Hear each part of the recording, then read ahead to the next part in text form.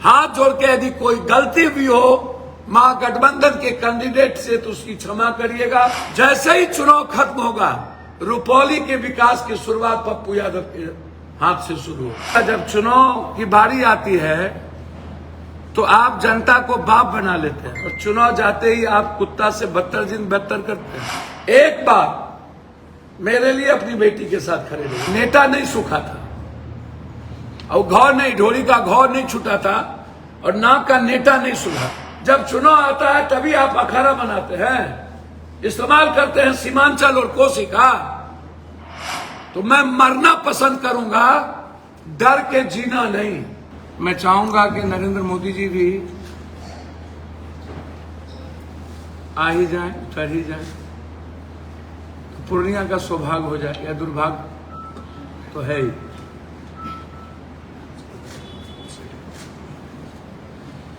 ललन बाबू आए, माझी जी आए,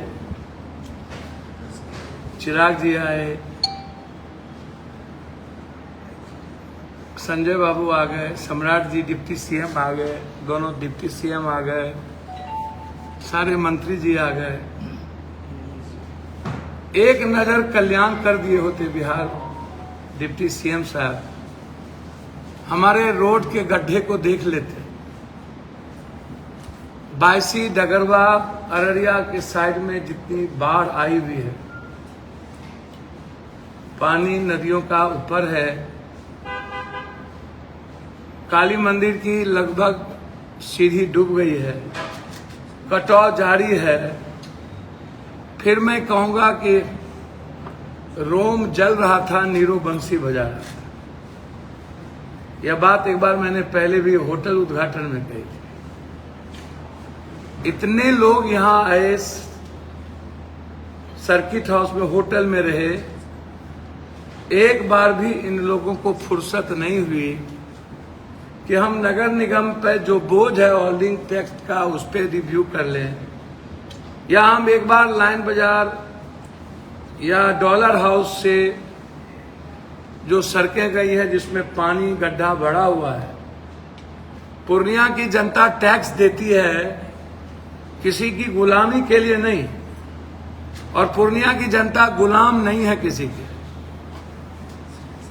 3 महीना का मैं अल्टीमेटम दे रहा हूं, यदि आप टैक्स के मुताबिक हमें सुविधा नहीं दीजिएगा तो हम किसी भी लोगों का टैक्स भरने नहीं देंगे। एक भी टैक्स पे हम नहीं होने देंगे किसी कीमत। आप हमको सुविधा दीजिएगा नहीं, हमारी जनता आपको टैक्स दे। आप आइएगा, जब चुनाव की बारी आती है तो आप जनता को बाप बना लेते हैं और चुनाव जाते ही आप कुत्ता से बदतर जिन बदतर करते हैं। हाँ? ये क्या है?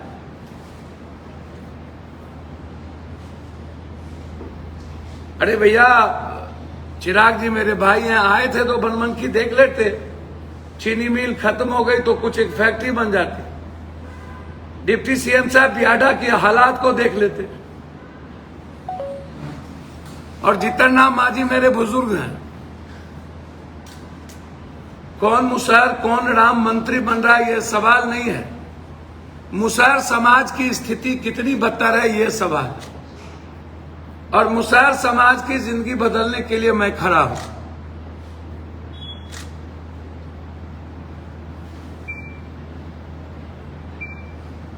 और रुपौली को नंबर 1 डिप्टी सीएम साहब कब 3 मंत्री आपने इस इलाके को दिया था।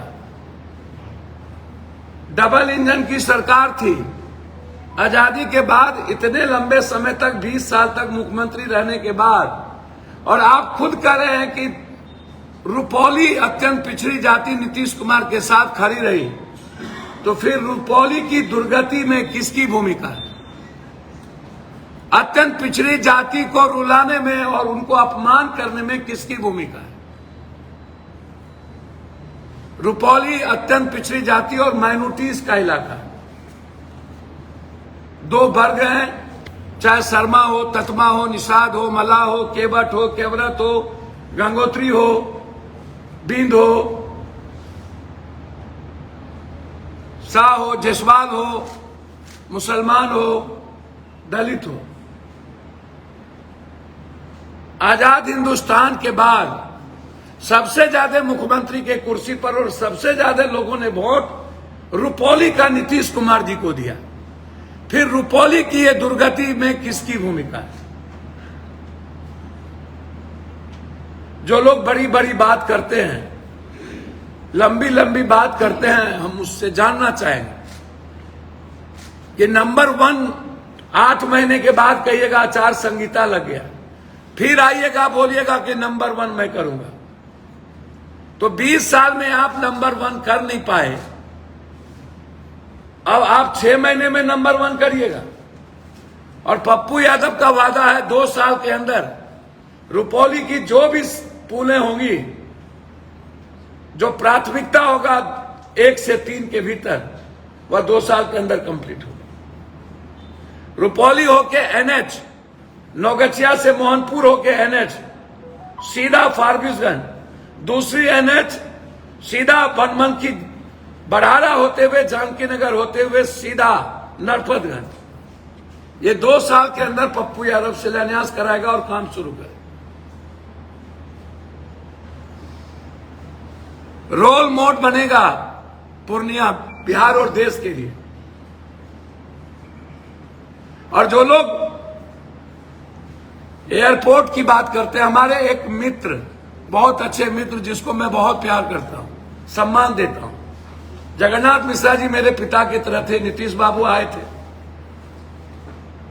बेचारा को बहुत पहले मंत्रिमंडल मिलना चाहिए, बहुत देर से मिला। और हमारे नीरज जी अच्छे मित्र हैं। नीरज जी के जानकारी के अभाव में नहीं जानते होंगे उनकी क्या स्थिति है। जानकारी के अभाव में नीरज जी को मैं एक सुझाव देना चाहूंगा। ये शरद यादव की चिट्ठी कब लिखा है? ये चिट्ठी सदन में जब मेरा क्वेश्चन हुआ था और मैंने जब लड़ाई लड़ी थी, ये चिट्ठी है 20 नवंबर 2000, 14 साल पहले एयरपोर्ट, 24 साल। ये जन्म नहीं हुआ था राजनीति में कुछ लोगों का, हाफ पैंट पहनते थे, ढोरी का नेटा नहीं सूखा था, और घौर नहीं, ढोरी का घौर नहीं छूटा था, और नाक का नेटा नहीं सूखा था। एक ये, दूसरी चीज ये है, फिर मिस्टर यादव जी ने हमको चिट्ठी लिखी 18 तारीख को, ये है। दूसरा, शाहनवाज हुसैन ने मुझको चिट्ठी लिखा 31 अक्टूबर 2001 को, जिसकी प्लेन शुरू कर रहा हूं और प्लेन शुरू भी हुई थी। ये है शाहनवाज हुसैन 2001 को। जरा आप याद कीजिए कि कितने लोगों का जन्म हुआ था 2001 में, किस किस का ढोड़ी का घाव छूटा था, इसको जरा देख लीजिए। 24 साल पहले नीतीश कुमार की सरकार नहीं बनी थी। फिर हमको शाहनवाज हुसैन ने लिखा 17/2002 को, मिस्टर यादव, ये आप authority west side of the airport NOC, defence is the issue, staff is the, ये देखिए, ये देखिए, ये लिखा गया। फिर मुझे राजीव प्रताप रूढ़ी ने चिट्ठी लिखा 4 अगस्त 2003, ये देखिए, 4 अगस्त 2003, ये राजीव प्रताप रूढ़ी ने हमको चिट्ठी लिखा, ये देखिए। फिर हमको शरद यादव जी ने एक चिट्ठी 22 जनवरी 2001 को लिखा। इतना पत्राचार, अभी CM इब्राहिम के समय का भी पत्राचार, जब देवेगौड़ा जी प्राइम मिनिस्टर बने थे तो उसका भी, ये सारा मैं आप लोग को दे रहा हूं। अज्ञानता बस, चूंकि उस वक्त नाक का नेटा कुछ लोग का मां पोछ रहे होंगे। ये है पप्पू यादव का प्रूफ।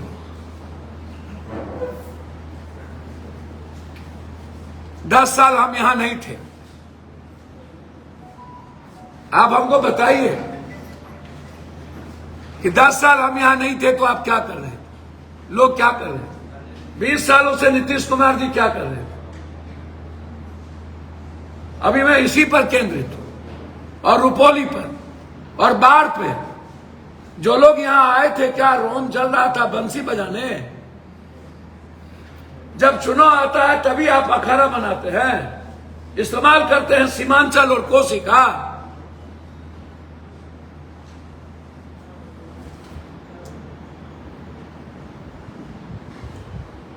और जो लोग यहां आए पूर्णिया के लिए कुछ बोल के भी एक लाइन नहीं गए। दूसरी चीज, कुछ लोग कहते हैं कि डॉक्टर, गलत डॉक्टर को डरना ही होगा। बहुत क्लियर होगा, साफ हो। जो फर्जी डॉक्टर है उसको डरना होगा। जो फर्जी पैथोलॉजी है 2 महीने के अंदर यदि आप बंद नहीं कीजिएगा तो मैं बंद कर दूंगा।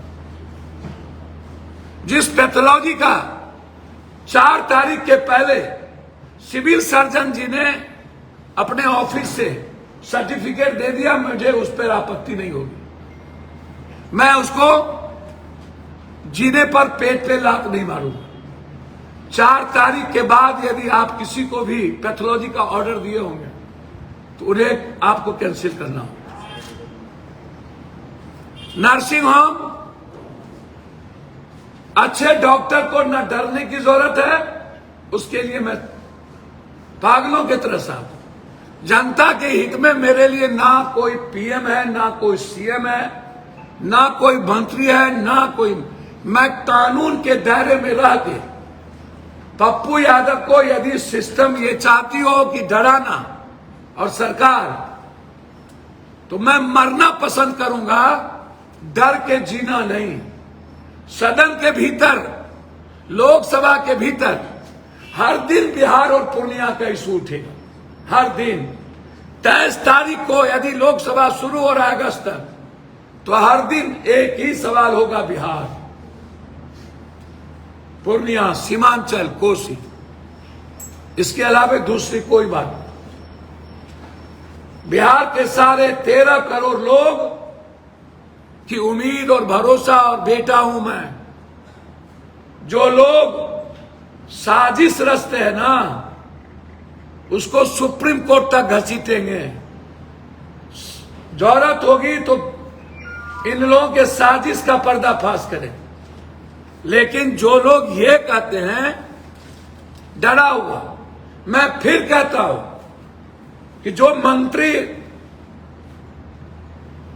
जादूका के यहां गए, जादूका ने जिस यादुका का, दीपक यादुका का नाम लिया और डीआईजी साहब ने कहा कि उसको गिरफ्तारी के लिए, आज तक गिरफ्तारी क्यों नहीं हुई? जादूका ने चिट्ठी लिखा नीतीश कुमार को, आज तक न्याय क्यों नहीं मिला? और मैं पूर्णिया, कोसी, सीमांचल, बिहार के सारे एमएलए, एमपी, उनकी संपत्ति की जांच की मांग सदन में उठाऊंगा। ईडी से उसकी जांच हो कि इतने पैसे 20 सालों के अंदर इन मंत्री संतरी को कहां से आए। ये आप मांग में उठाऊंगा, ये आप सुन लीजिएगा। मैं एमएलए, एमपी के संपत्ति की जांच के लिए सुप्रीम कोर्ट में मैं पीआई दायर करूंगा। इतनी संपत्ति इन लोगों के पास कहां से है, इनकी पूरी जांच होनी चाहिए। जनता का पैसा। धन्यवाद। अंतिम में मैं कई बार कह चुका हूं कि रुपौली, जो लोग राहुल गांधी, प्रियंका गांधी और कांग्रेस की विचारधारा को मानते हैं, हर परिस्थिति में, चाहे कोई भी हो, यदि हमारे साथ जो लोग थे और आज कभी निर्दलीय तो कभी एनडीए, वो लोग मेरे साथ विचारधारा से नहीं हैं, न आगे अब कभी रहेंगे। जो लोग इस चुनाव में एनडीए के साथ है या निर्दलीय के साथ होंगे, वो पप्पू यादव के साथ नहीं हो सकते, क्योंकि हमारी आइडेंटिटी और विचारधारा कांग्रेस की है। हमारे लोग कांग्रेस की विचारधारा के साथ रुपौली में खड़े हैं और मैं उम्मीद करता हूं कि रुपौली की जनता माफ करके क्षमा मांगता हूं मैं, हाथ जोड़ के यदि कोई गलती भी हो महागठबंधन के कैंडिडेट से तो उसकी क्षमा करिएगा, माफ कर दीजिएगा। मैं सूद और ब्याज के साथ वो कुछ करे न करे, जैसे ही चुनाव खत्म होगा रुपौली के विकास की शुरुआत पप्पू यादव के हाथ से शुरू हो, ये मेरा वादा है। मैं पुनः एक बार रुपौली की जनता से हाथ जोड़ के क्षमा मांगता हूं, यदि कभी भूल में गलतियां हुई होगी उसको क्षमा करिएगा, और आप एक बार मेरे लिए अपनी बेटी के साथ खड़े रहिएगा। बहुत बहुत धन्यवाद।